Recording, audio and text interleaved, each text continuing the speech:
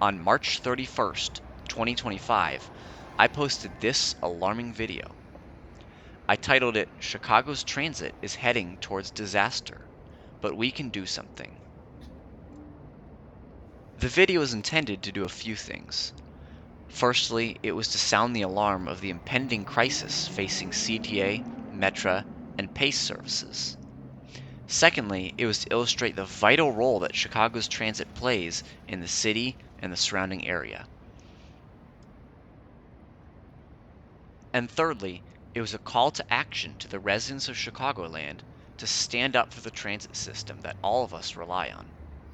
And yes, I say that to include people who don't regularly take trips on Chicago's transit systems.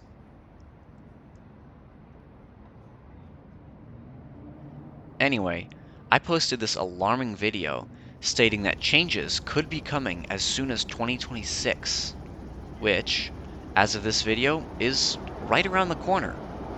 So, what's going on with all of that?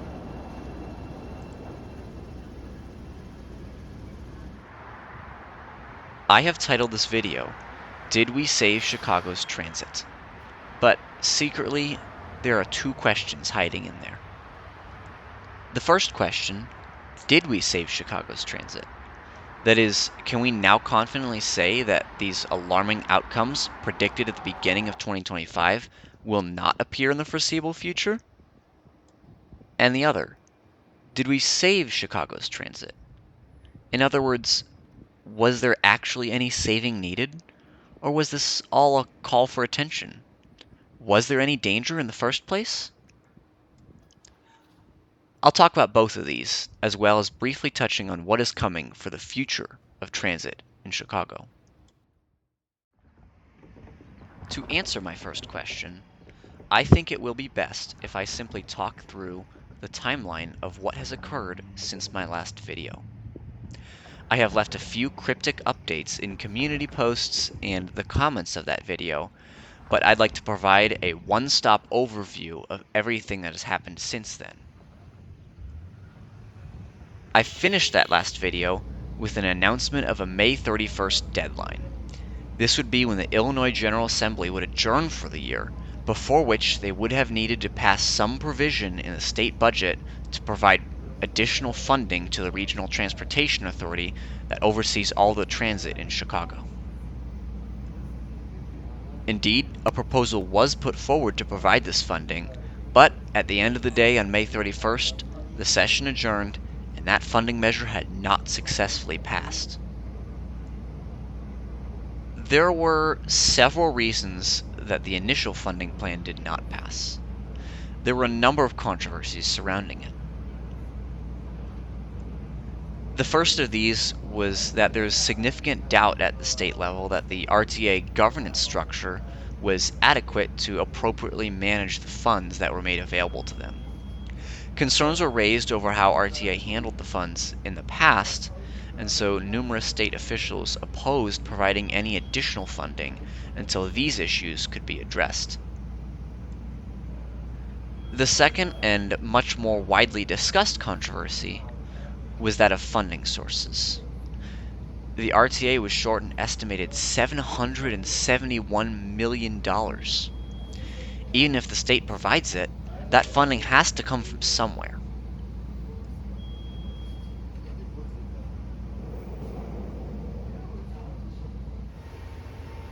A number of complaints were voiced by Illinois residents who lived outside of Chicago, whose added tax dollars would still be going towards Chicago's transit systems.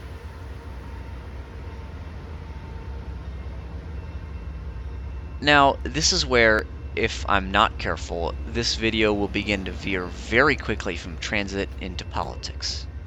My area of expertise is, of course, in transit and not in the ideals of tax policies.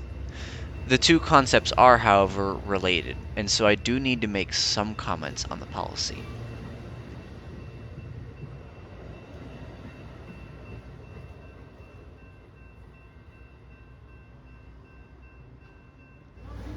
Public transit is, well, public. It's a service that is provided to the citizens of an area at a heavily subsidized cost.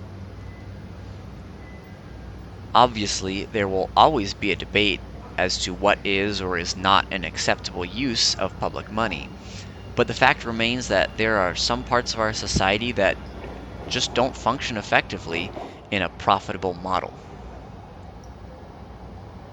Exhibit A, roads. Basically, everyone depends on them, but very few would say that roads need to be operated in such a way that every individual driver contributes a monetary amount that fully offsets the cost it takes for that one driver to use the infrastructure. Transportation infrastructure is massively expensive, and if every driver on the road had to pay the full price of using it, we would find that the price per person would be, well, really quite high. And don't get me started on rural roads, which would require an enormously high toll to generate the revenue required to maintain them. In much the same way, if only the tax dollars of those who use this road were put toward it, one of two things would happen. Either the taxes would be incredibly high, or that road would never receive enough funding to be kept in working order. But neither one of those happens. Funding for construction of our roadways is distributed amongst the residents of the municipality, the county, or the state.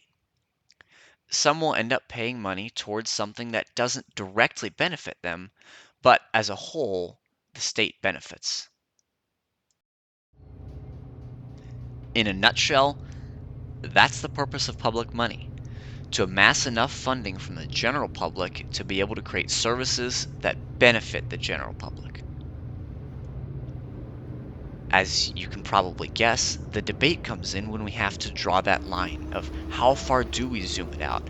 How far should that burden be spread across the population? And it's still considered a benefit to the state that we should be willing to pay for.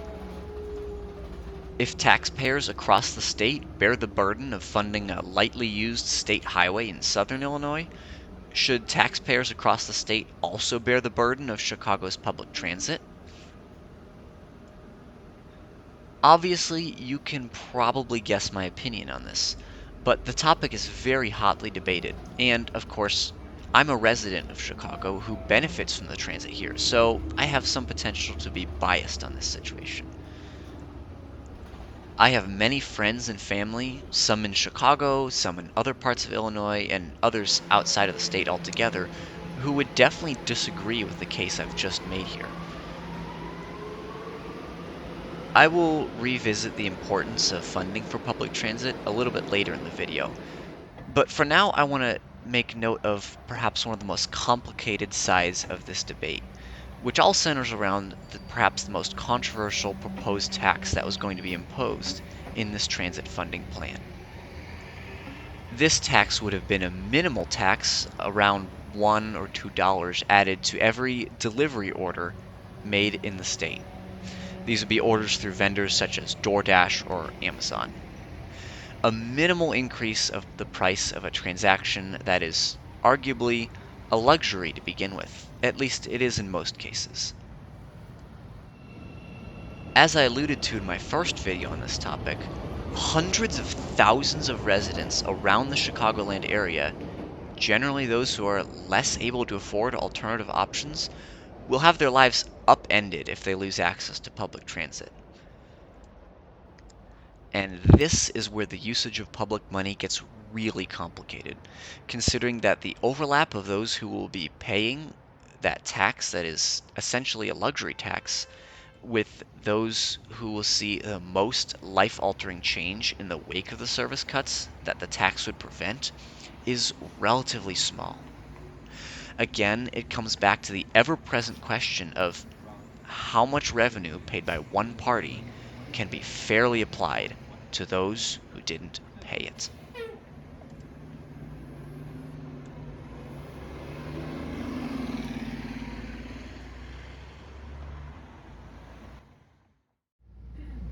So, that ends probably the most controversial section of video that I've ever made and hopefully ever will make. And as it turns out, most of that controversy will not be particularly relevant.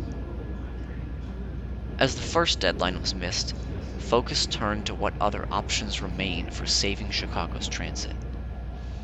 Over the summer of 2025, the RTA received emergency authorization to reallocate budgets among the three agencies in such a way that the major service cuts could at least be delayed. This would buy enough time to allow the Illinois Legislature to put forward a new funding measure during the fall veto session. A new funding act, known as the Northern Illinois Transit Authority Act, was successfully passed through the state legislature on October 31st, 2025, and Illinois Governor J.B. Pritzker signed it into law on December 16th, 2025.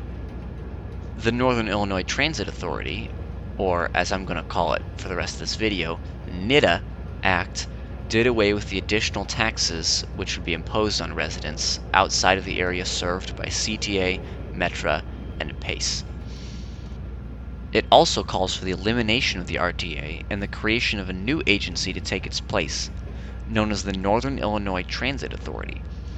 The governance structure of the new agency would be such to provide the reform called for by many lawmakers who had previously opposed the measure.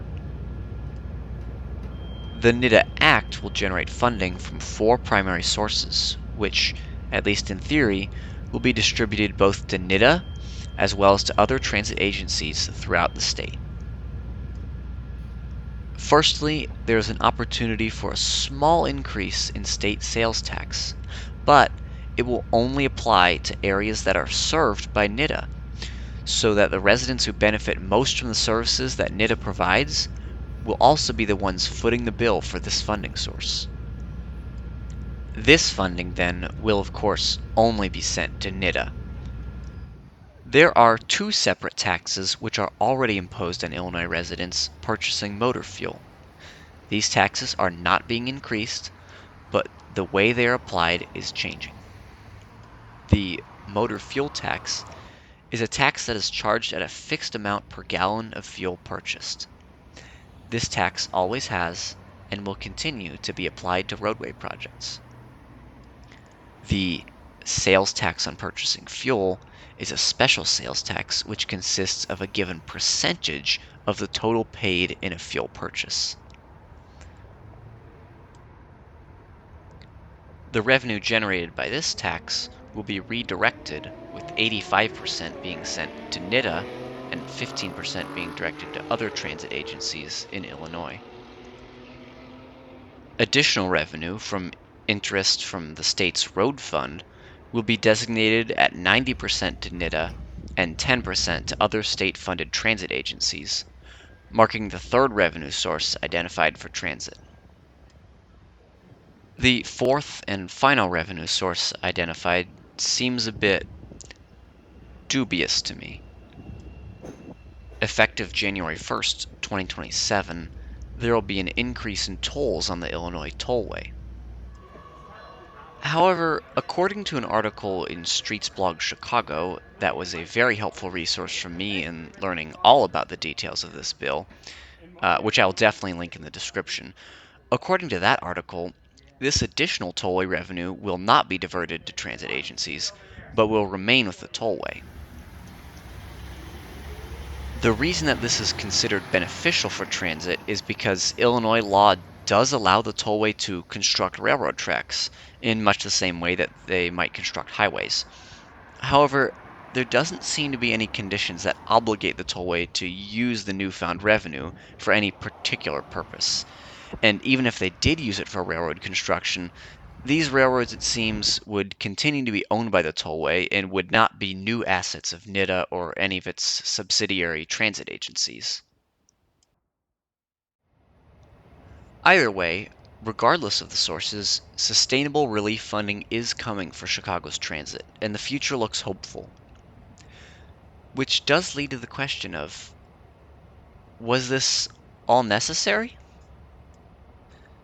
After all, in my first video, I said that this is a situation that we need to take seriously. In an update on June 1st, I said, the future of Chicago and transit in and around the city is looking bleak. Was I being dramatic to get attention? Was I simply fooled by the RTA into thinking the situation was more dire than it was? Many people that I talked to seem to think that it was inevitable that the state would eventually provide the necessary funding, so was this actually something we should have been worried about in the first place? Well, yes, this issue was not unique to Chicago. Around the same time that Chicago is announcing its funding crisis, the Southeastern Pennsylvania Transportation Authority, or SEPTA, also announced that they were in a similar situation. In the second half of 2025, SEPTA did go through with historically drastic cuts to service frequency, hours, and area. The result was not pretty. Countless residents of the greater Philadelphia area found themselves without a reliable means of transportation, and the transit service that did remain was significantly worse and less reliable than it had been before, in much the same way that I predicted would happen in Chicago in my earlier video. The effect on the residents of the area was so bad that eventually a court order forced SEPTA to reverse the service cuts, and emergency measures were granted to temporarily provide the funding needed to keep this service running, at least for the time being, until a longer term solution could be found. SEPTA was the expensive lesson for the rest of the country. If the transit funding crisis is not taken seriously, real damaging changes will come, and real problems will be created for everyone around. While SEPTA has, for the moment, recovered to where they were previously, other transit agencies around the country are facing the same story with less happy endings. Over the course of 2025, several stories came out of other transit agencies around the country struggling to remain financially solvent. One such example was the Rhode Island Public Transportation Authority, or RIPTA, which saw major cutbacks to service in September of 2025, and as of writing this, no action has been taken to attempt to reverse this. I also covered in my original video why many service cuts are not something that can easily be changed back and forth like the flip of a light switch. If we can learn anything from the transit agencies around the country, it's that we should not take the state of our transit system for granted. The kinds of cutbacks that the RTA threatened at the beginning of 2025 can and have happened in other places. Now, inevitably, this raises the question, if transit agencies around the country are failing, doesn't that indicate that the system is flawed and maybe we shouldn't be trying to prop up these failing systems? Well, yes and no. It all comes back to that argument from earlier about effective use of public money. While the way that we allocate funding for our transit systems may be flawed, the concept itself, I wouldn't say so.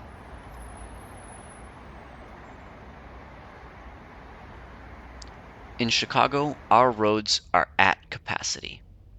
Investment in more efficient modes of transportation that can produce viable alternatives is the only solution. I put some numbers to the situation in my previous video to illustrate how Chicago simply cannot handle the increase in car traffic that would be observed if its transit system no longer existed, or at least not in a useful state. If I can get one message across from this whole ordeal, it is that Chicago's transit is a vital part of the city, and it is worth the investment. Thankfully, it seems that the investment is being made in it for now, but we must not take this for granted.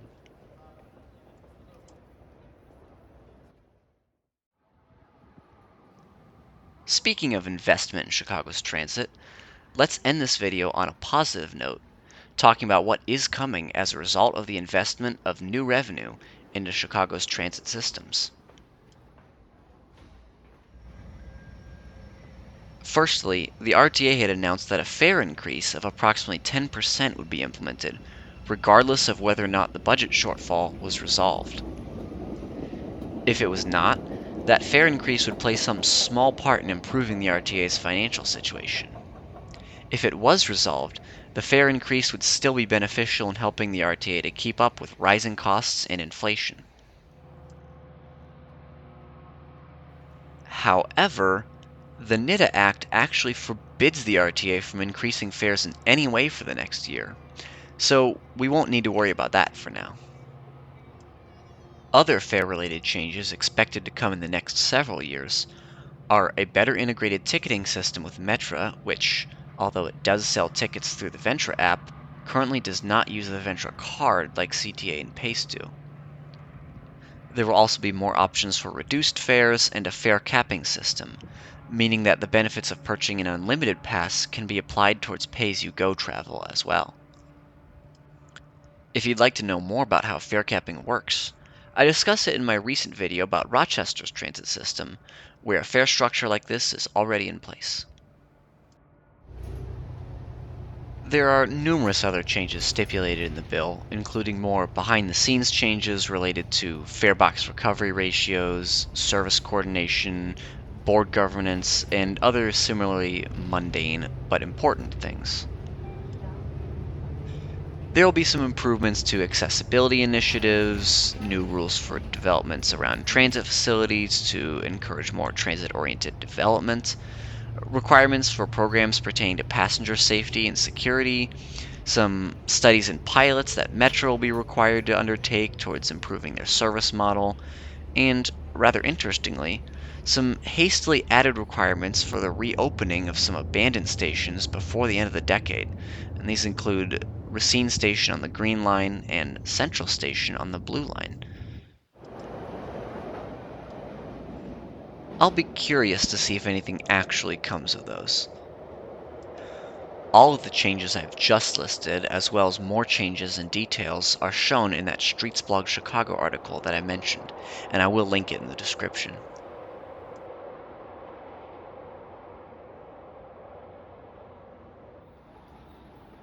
One change that I didn't see listed in the article, but have seen circulated widely around in other places on the internet, is that the CTA is discussing expanding service on the Orange Line to 24 hours a day.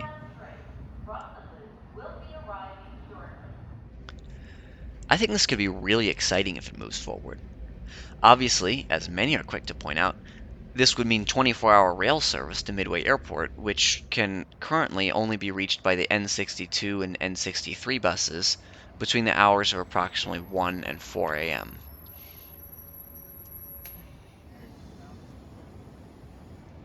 Something else that I noted, though, is that this will also mean that service will operate around the loop 24 hours a day, for the first time since 1998, when overnight service was withdrawn from the Green Line. Since then, overnight service has only run on the red and blue lines, both located in subways below the city.